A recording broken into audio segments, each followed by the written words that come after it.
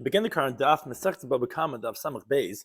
Begin 10 lines down with the top of the Amid, where the Gemara is in the middle of a discussion, which really is going to relate back to what we were discussing on the previous Daf, regarding if there was an assumption that there was one thing and you didn't know about something else, which is really related to halacha Mishnah, of like you light a pile of grain on fire and there's kalim inside. So you had a machlekes regarding that's the machlekes of tam v'chayv and not. But the Gemara qualified that it's only b'toich shaloi, and then it goes into shel chaveroi. But if you lit into shel chaveroi, then we said in Rava's opinion that there was two machlekes in that. Oh, now doesn't make sense for let's say a bias, like there's stuff inside. Then you can be chayiv on even what's inside, because the gezeres hakasiv of taman was only b'toich shaloi. Ki seitze eish, like Taisa explained, and it goes out to someone else's property, then you're going to have the Patur of Taman. But someone else's, then there's a machlekes, is it only by things that are darkai, that's normal, or no, Rabbi Yehuda would say that even things which are not darkai, he always holds that you can be chayiv, even on Taman.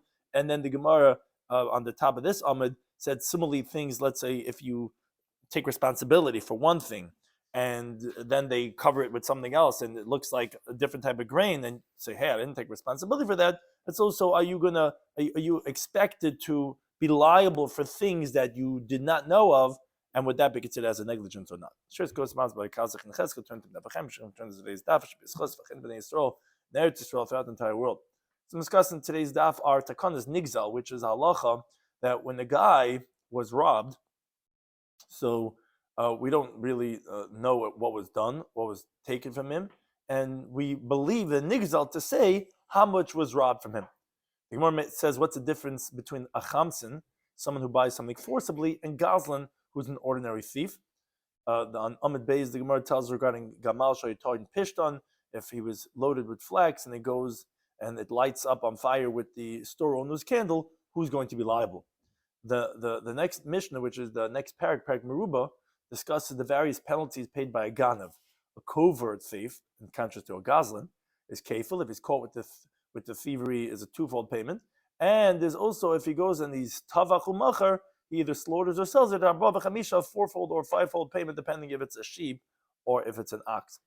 And the Gemara tells us there's something called toin tainis ganav, meaning the halacha in the Torah was said regarding if you actually steal. And then there's if you claim it was stolen, which is if you're a shimer and you're watching a bakan and you say it was stolen, that also is going to be the halacha of kefil.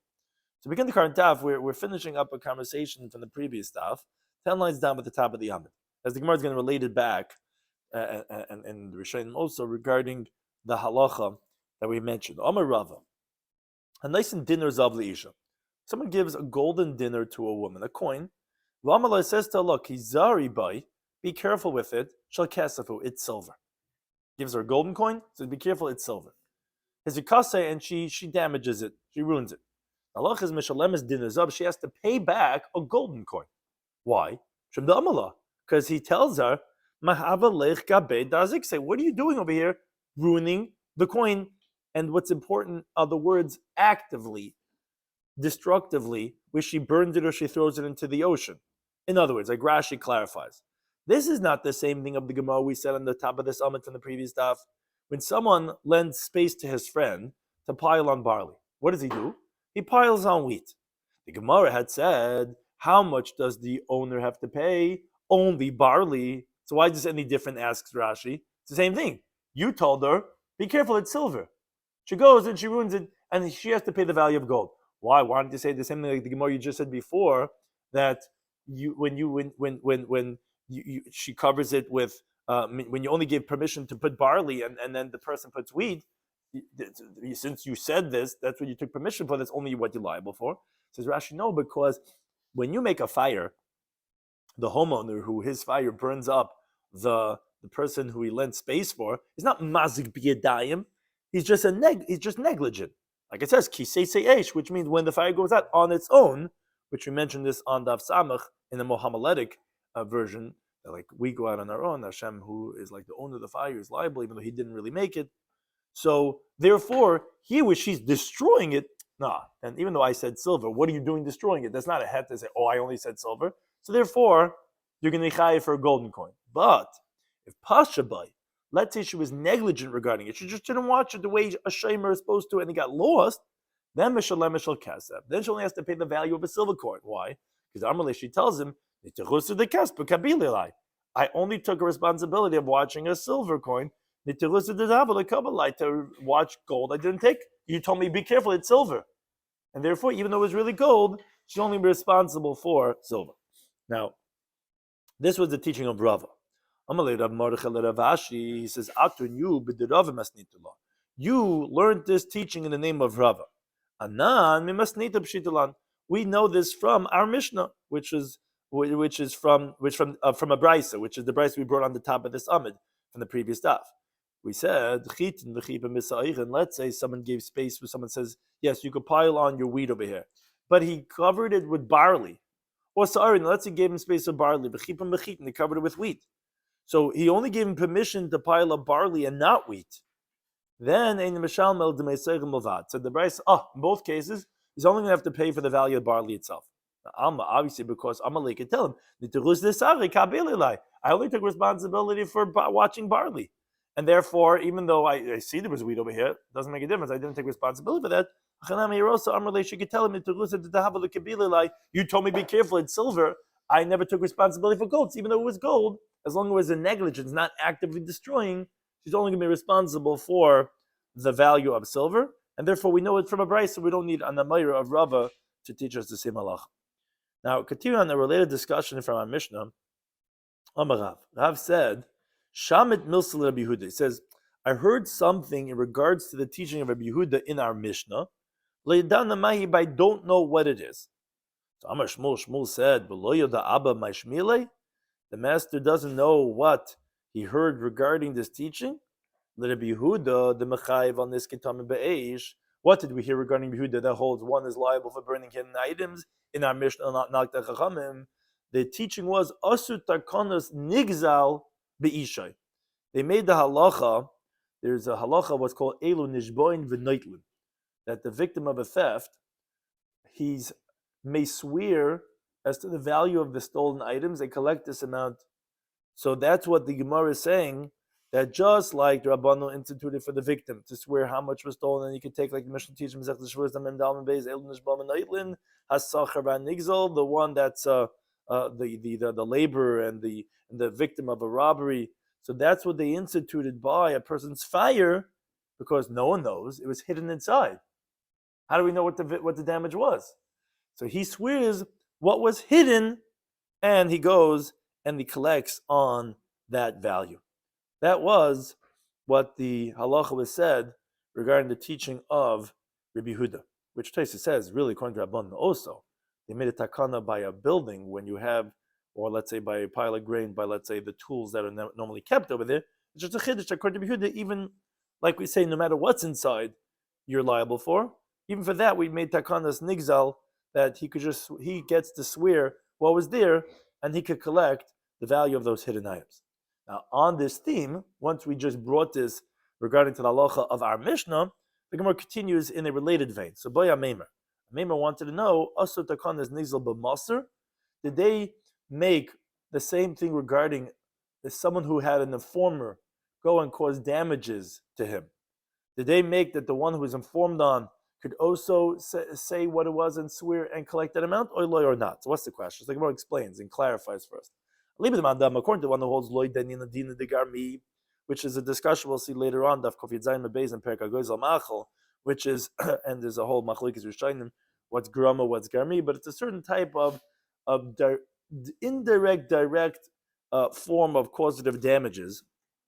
So if you don't judge that, you don't educate such cases, there's no liability in the court of law. So like Tebailach, there's no question. The Mesichas Nami Le Deninan.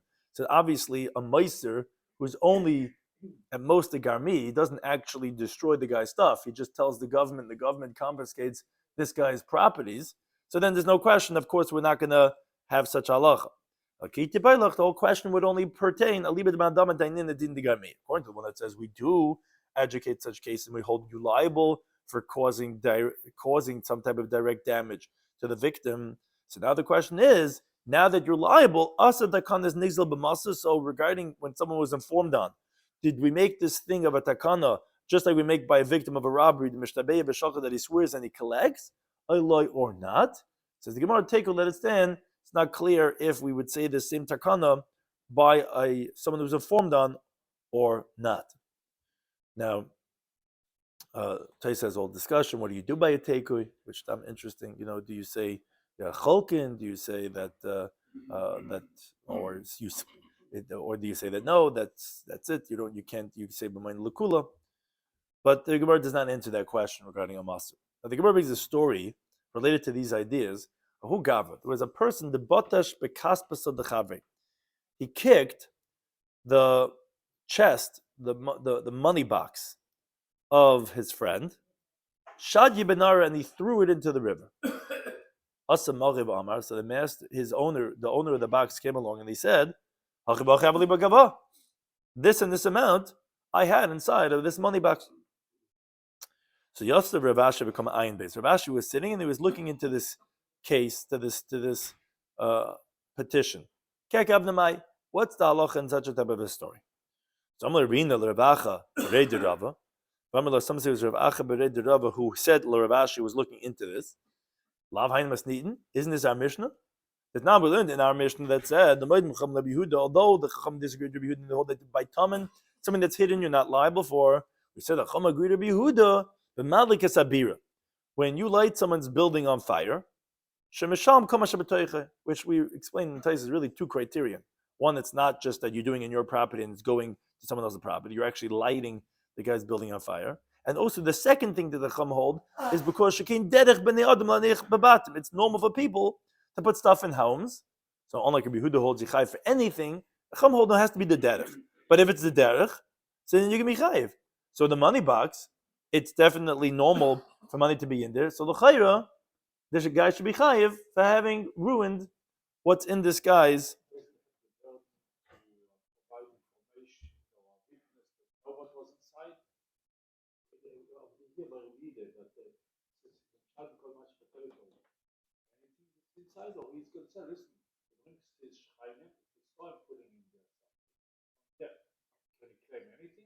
Right, so this is Gemara is going to really discuss regarding that exact parameter, what we could assume to be or not. But regarding money, which is what the Gemara is assuming right now, the Gemara is assuming that so that a person would be liable for that.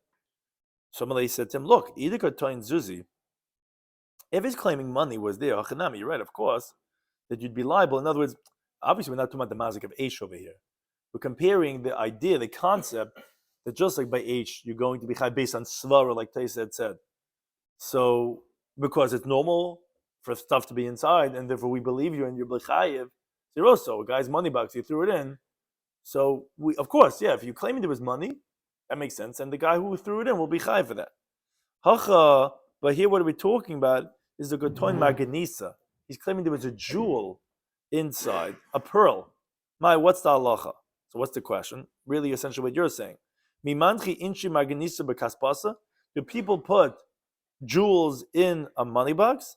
Or not? Now, Tais adds, he thickens the plot, Tais, in Divrei Maschil Mimanchi. He says, even if there were witnesses, so you would read the Gemara without Tais, is that, that's the shayla. Do we think that was probably there or not? Tais says that, no, even if there were witnesses that there was a jewel, the question is that maybe the guy didn't have to entertain that was there, which is interesting because you would say that or the mood la'ilam, or no, that's not considered as a negligence on my part. I have to entertain to say I'll be liable for what I did, but not for something that should not have entertained. And that is, we don't say that. What do you mean? Tais asks on that Gemara's question. How could that be a question? Didn't we say before that by the woman that was watching the golden coin and she threw it into the fire or into the ocean, we said, even though she was only told it was silver, we said, no, you can be chayav for gold. We said, mahavala lazuka. What was she doing there damaging it? You're chayav for the whole thing. So why didn't you say the thing over the box? Why are you throwing this guy's box into the ocean, into the river? No, because since it's not normal for people to put a jewel in a box at all, in a money box. So he says, so therefore it's not similar to the case of the golden coin, because he says why it's different. He says because she should have entertained that sometimes, that he's afraid. He's afraid that if she knows that it's gold, she wouldn't agree to watch it. You tell someone this is very precious, like, I don't want to take responsibility for that. So there, right, and then also Tais has to address the other halacha we mentioned in the previous daf of Arniki Begadish, which we said is also machlekes Rabbi Yehuda and the Chacham regarding, like, do you have to suspect that there's going to be a guy's watch in the pile of grain? He says, yeah, that's more common than putting a jewel in the box. Yeah.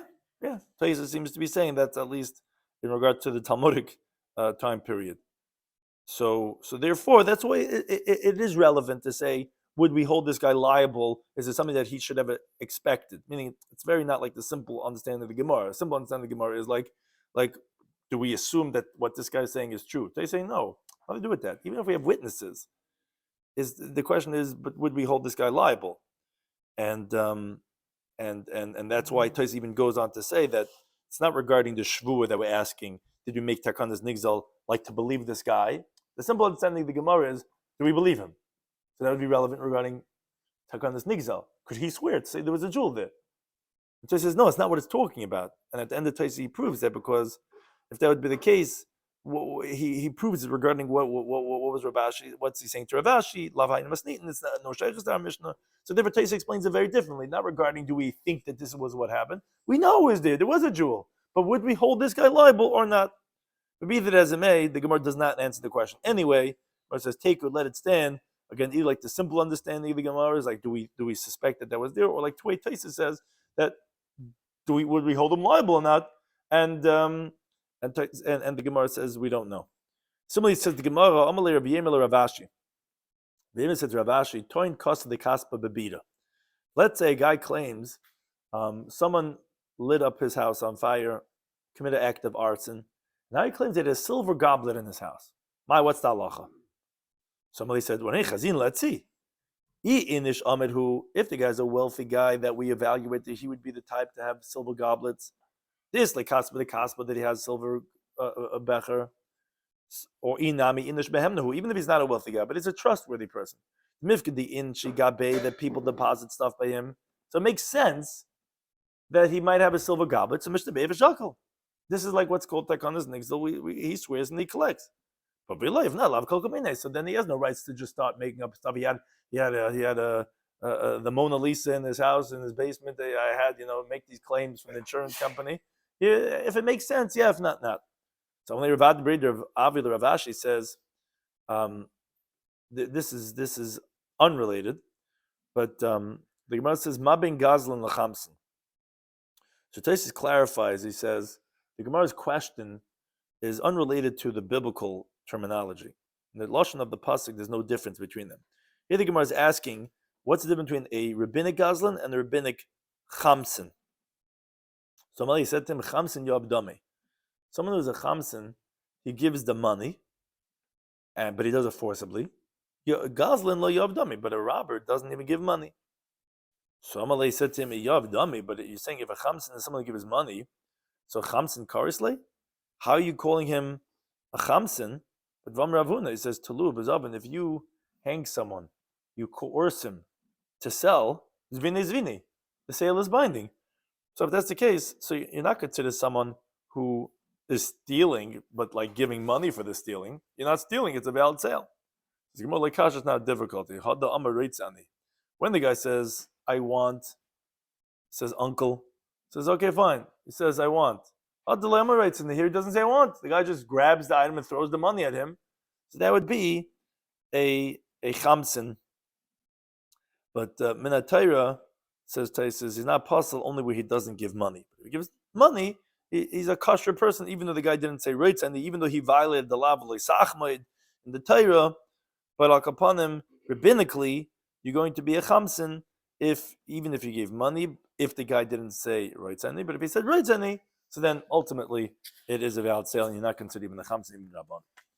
Now look at the next Mishnah, Amid Beis. We continue and finish up with the mazik of Eish, of fire. So this is a Mishnah that's mentioned a few times in Shas. Gets shiyotze mitachas hapatish. If you have a spark that comes out from beneath the hammer, the hizik, and it damages, chayev, the one who made the spark come out, is going to be liable for his fire.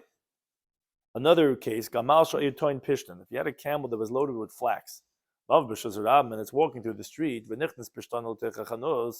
and the flax goes into the store, and it gets lit up on fire from the candle of the storekeeper, and burns down the whole building. So Bal Gamal Chayev, the owner of the camel, is going to be Chayev, which we had explained this on the previous Daf, on Daf Chabez, that between the opinion of Rabbi Yechanan and Rish Lakish, of Isha Mish Mechitzav or Isha Mish Mamaynai, we wanted to know, why is he liable? I mean, according to Rabbi Yechanan, Isha Mish Mechitzav, so yeah, it's the Chitza Shel Gamal, it's caused by his camel. The question is Isha Mish Mamaynai, so the Bal Gamal does not own the flame, so why is he liable? So he said, the camel stood still and the flags directly lit the entire building, so it's like that it was your fire of Isha Mishum Mamaynai. Be that as it may, the Mishnah continues and says, if the storekeeper had his lamp on the outside, then that's the storekeeper's liability. Yehuda says, well, b'ner Chanukah pater. Says if it's ner Chanukah, then he's going to be pater. Says the Gemara, Amar Ravina Mishmein Ravash. Mamanam Rabbi Yehuda. What we learn from Rabbi Yehuda, this last halacha is ner Chanukah is mitzvah nicha b'techasara. We know the halacha is that mitzvah is to put it within 10 tefachim from the ground, and that's what you see from our Mishnah from Yehuda. Because these are if you think that you can make it higher than 10 tefachim, why did you say ner Chanukah pater? If the guy had his ner Chanukah on the outside, is he pater for the hezik?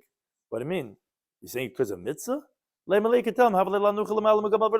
You could have put it higher. We see how big these people, they make their menorahs these days.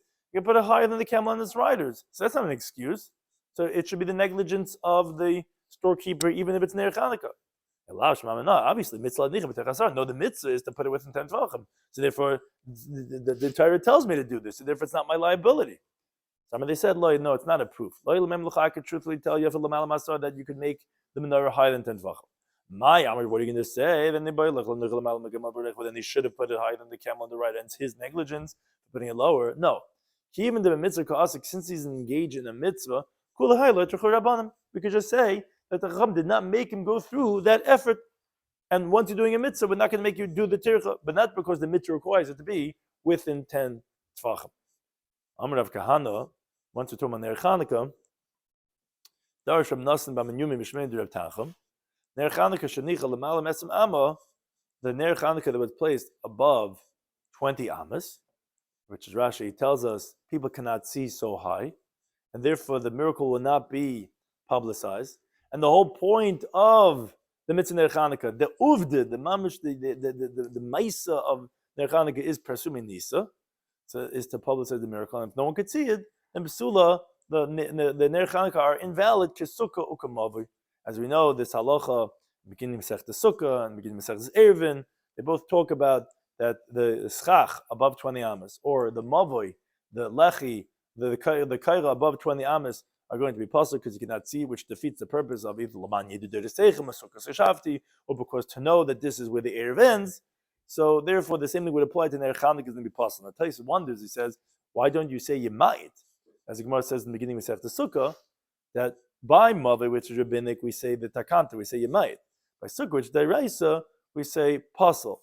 So ner Chanukah is a rabbinic halacha, so you should say yemayit, not pasula. The Torah says, since we wanted to say that ner Chanukah is like sukkah, which sukkah is pasul, so therefore we say also over here the lashon pasul. Or another approach says Taisus, that since it would be such a lengthy discussion, you can't just say like you say by erevin that yemayit. That's one word. Just lower the erev. No, here you would have to say yichaba. If you lit the ner Chanukah above 20 amas, you would have to say you extinguish it, then lower it, and then you have to relight it again.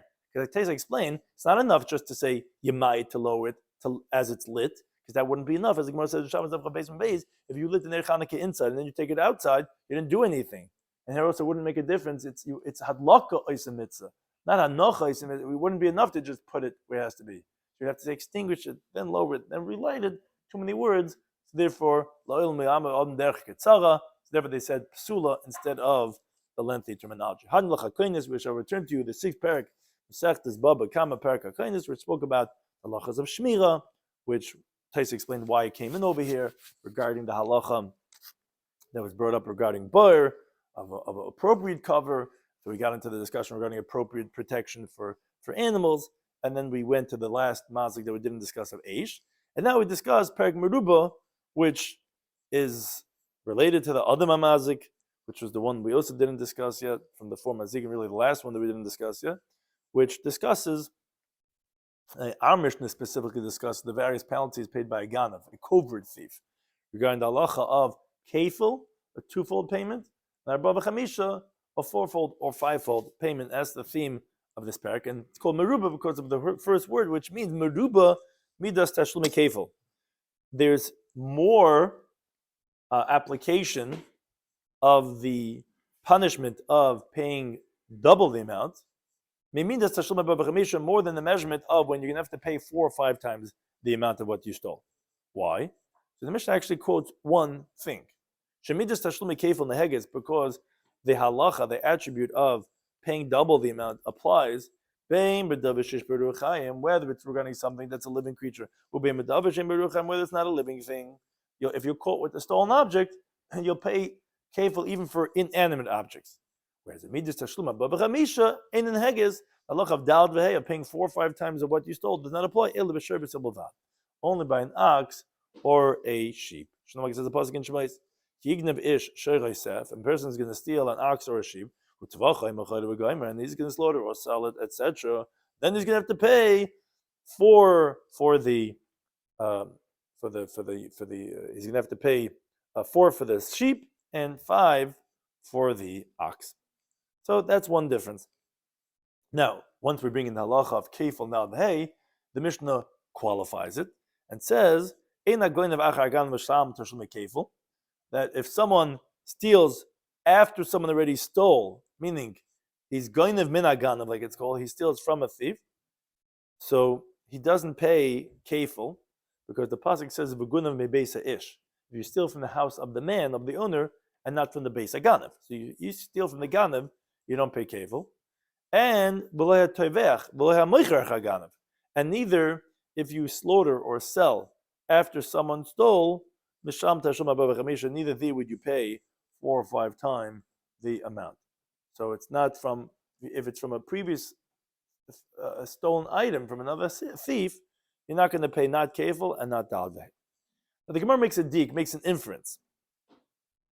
Now, you only told me one difference between kefil and dal v'hei, but ve'ilu, whereas another thing, midas tashlum kefil neheges, to say that kefil applies, bein beganav, whether we're talking about a real thief, bein between times ganav, whether someone makes the claim of thievery, meaning, if someone claims, a thief came and stole it, I was watching it, and then in the middle of the night, I don't know, I heard something, and the ganav stole it. The Gemara darshans later on Daf Samach Gimel Mabeis, that the Torah makes you liable for kefil, not just if you steal, but if you also make the claim of stealing. If you swear to that effect, and it turns out you're lying, that you're also going to be chayiv for kefil. Now, to say that kefil applies whether you're a thief or even if you make a claim of thievery, whereas to say, but, however, regarding the payment of 4 or 5 times the amount, to say that only applies by the thief itself, we didn't say that as another difference between the two of them. Obviously, is that the halach of dal v'hei applies not just by a guy who steals and then slaughters or sells, but even a guy who claims that it was stolen, if he slaughters and sells it, is also going to be chayv for dal v'hei. Says the Gemara, this supports Rabbi Shloimy Schwartzberg. Because I'm Rabbi Shloimy Schwartzberg, I said in the following halacha. If someone makes a claim of what he was watching was stolen by a thief, that we know you pay double the amount. If he also slaughtered or sold it before he was discovered, this shomer will be liable for 4 or 5 times the amount, like a ganav does it. The same thing as a 20 times ganav does it, will also be chayv dal v'hei, and that you see from our Mishnah that doesn't differentiate. Excuse me. Now, Ikadami. What?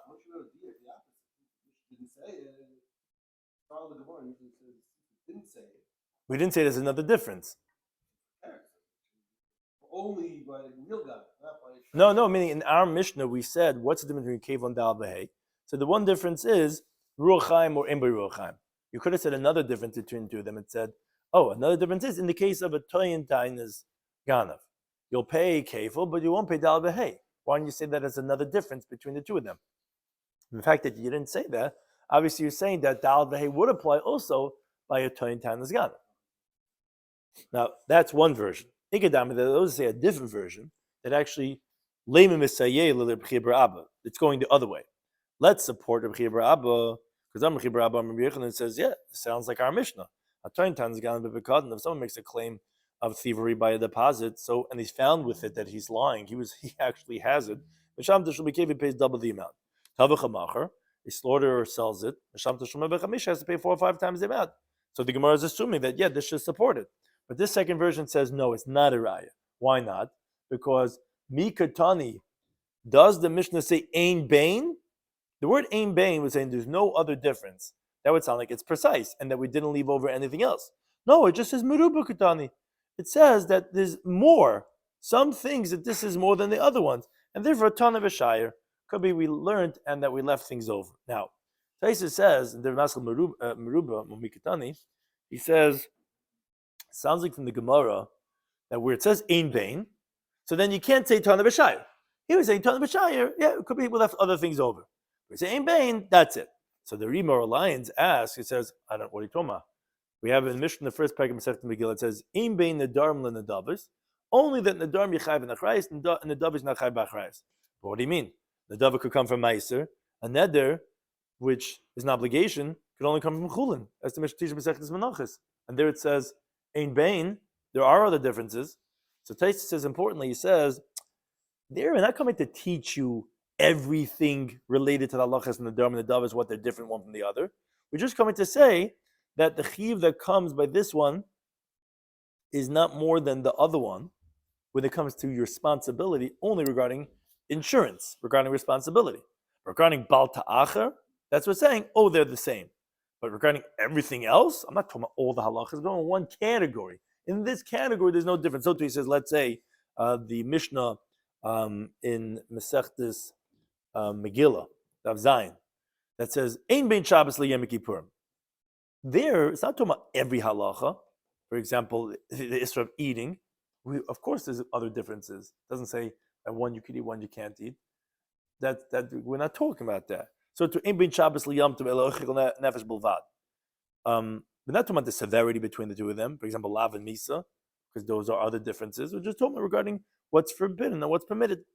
So therefore that's one approach, says Taisis, about why it's not a contradiction that we do find Mishnayos that say in vain, and there are other differences because it's regarding a certain category that we're discussing. Continues the Gemara.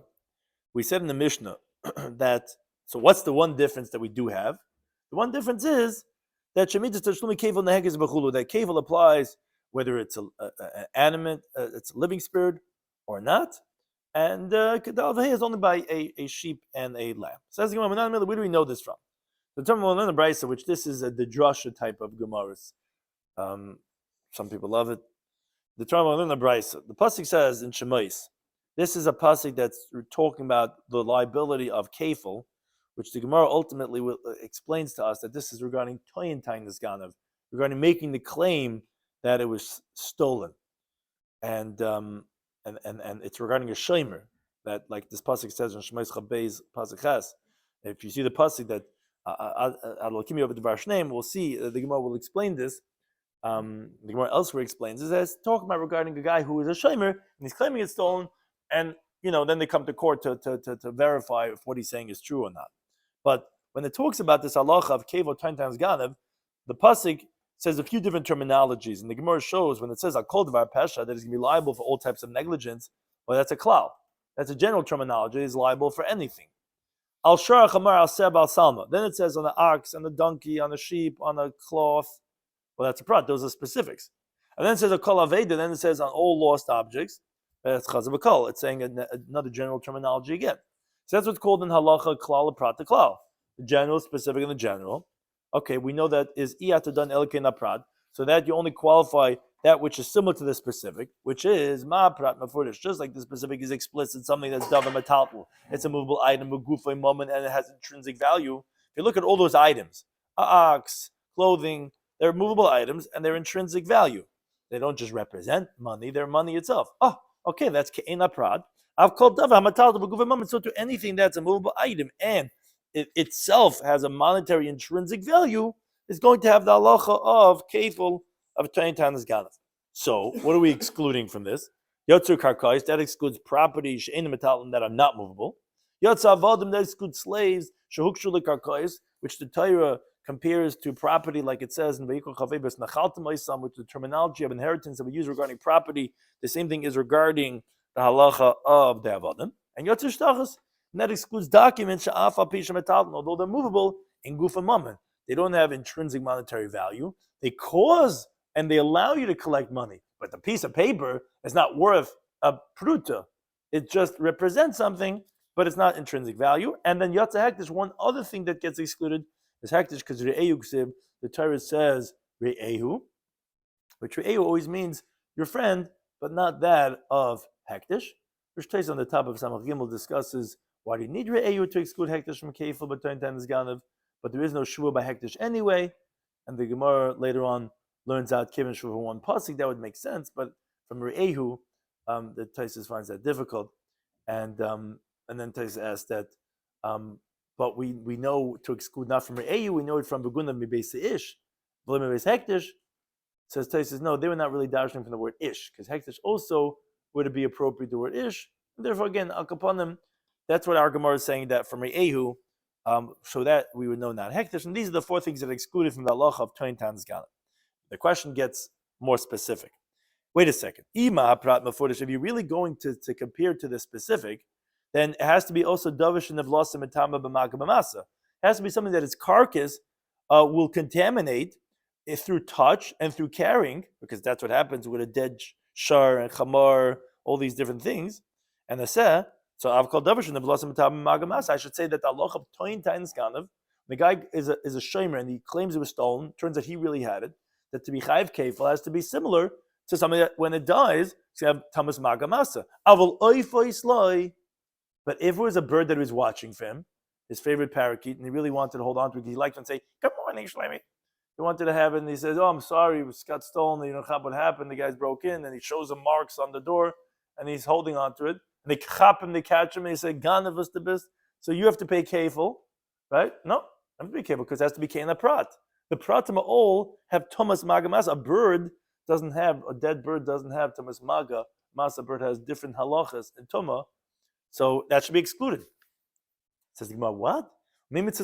Can you say that you exclude a bird? For Salmaksiv, I understand it's not similar to Shor Chamar and said that they have Thomas Maga Masa, but a clothing doesn't have any Tuma of that, of Maga Masa.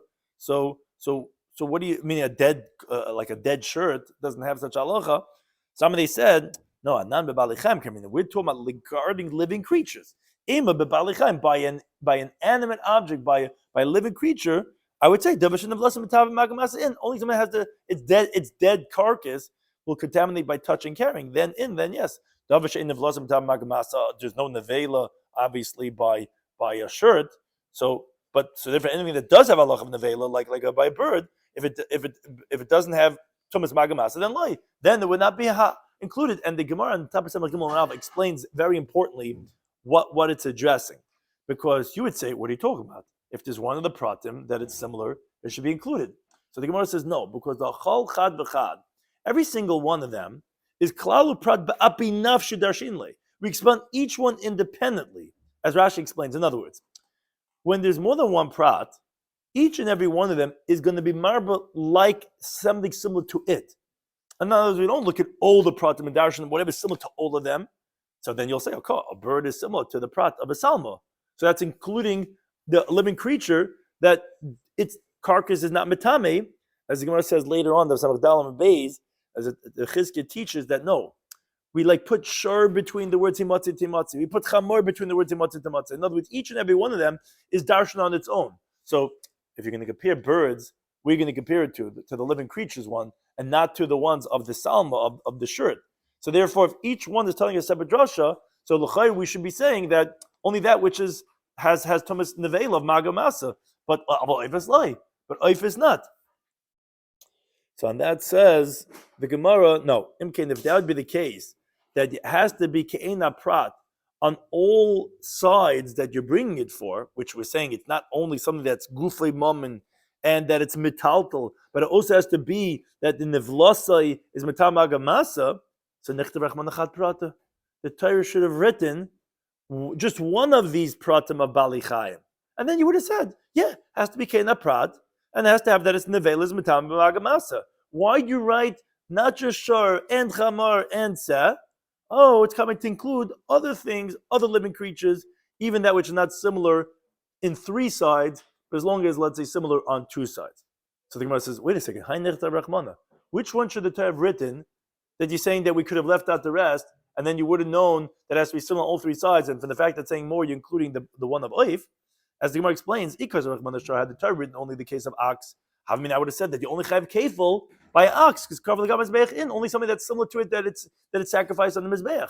Shein cover the mizbeach live. That's something which is, let's say, non-kosher animal. That's like a chamar. That's not sacrificed on the mizbeach. I would have said that you don't have the halach of kefil, so you have to say chamar. And because Rahman Chamar had the Torah written only a donkey, I would have said kaddish b'b'chayr in. Only that which is sanctified in the halacha of a firstborn status, which is similar to that of a shor and the seh, which are included from the ke'ina prat of chamar, which chamar is also, even though it's a non-kosher animal, also has the halacha of petah chamar, which is similar on three fronts. It's a living creature, it's a firstborn halacha, and it's nevelas matame. But I would have said, let's say, a deer or an ayil, which are not similar, but only on two, because it doesn't have kedusha b'chayra. So I would have said that those animals would not have the halacha of kefil on 20 times ganav. Oh, that's why I have to say shur, because if it's not really teaching anything, because I already know shur already from chamar, so that's to teach me something that does not have kedushas b'chayra, which are at least similar on two fronts, which is a living creature and there's nevelas matama. And if I would have said, okay, tzvi and ayil, but I would have said not birds. Some of they said, well, if that's the case, nichtav rachman shur b'chamar. So Torah should have written only ox and donkey. Selamali, what do you need sheep? That's not teaching me anything. Obviously, the extra word says coming to teach me regarding birds. But says the Gemara, wait, Vema say lasuya oifis tahirin. Maybe say that it's only including only kosher birds, which are at least somewhat similar to the specifics mentioned. Because dumya deseh, you tell me which word is adding on birds is sheep. Okay, sheep is something the mitame, which it contaminates with its dead animal a little bit, and meaning kosher birds are similar to seh, at least that it's going to contaminate. Begodim abeis abliya. If a person is wearing clothing when he has the non-kosher bird in his throat, then it's going to have the nevela is going to cause him tumah. Aval oifes tamei, but non-kosher birds are less tumah where there's no tumah, because they don't contaminate the garments you're wearing when you have it in your throat, as the Gemara brings a chul nafkov a base. You would think the nevela, the dead carcass of a non-kosher bird, would contaminate a person's garments when he has it in his throat. The pasuk says nevela utreifa lo yochel tamaba. It says dead animal or a treifa you should not eat to be contaminated from it when it's in your throat, which teaches only something that the isser is because of not eating nevela treifa will contaminate what's in your throat. That excludes a non-kosher bird, which is not the isser of bal teichel nevela treifa.